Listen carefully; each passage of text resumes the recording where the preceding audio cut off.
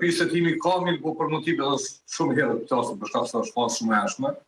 Mirë po me të raportuar kjo rast penal me një të dalë në vendin e ngjarjes policia e Kosovës, ku më pas i bashkë kanë gjitur vendin e ngjarjes edhe prokurori i shtetit nga Departamenti i Krimeve të Rrethana në Prokuroria Themelore në Pejë, ku kanë verifikuar vendin e ngjarjes dhe njëkohësisht kanë grumbulluar prova dhe kanë identifikuar dëshmitar të ndryshëm, ku rasti nga prokurori i shtetit është kualifikuar si tentim vrasje.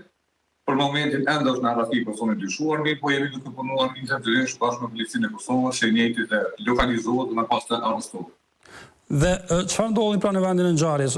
Zoti Nikçi, se pati raportime të ndryshme prej mëngjesit, më pas pati dyshime për një aksident, më pas doli ke diçka tjetër. Realisht në rastet e tilla duhet edhe mediat të jenë pak më të kujdesshëm për shkak se disa nga mediat raportojnë se ka vrasje, dhe kjo mund nxit panik në opinionin publik, mirë po për fatin mirë nuk ka qenë vrasje.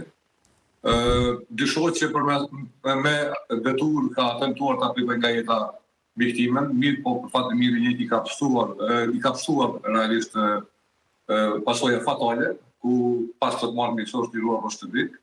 Mirë po personi i dyshuar për këtë çështje penale ende është në narrative, besojmë shumë që i njëjti shumë shpejt të arrestohet. Nikçi, faleminderit shumë për kohën që gjetët të lidhesh drejt për drejt me ne. Faleminderit.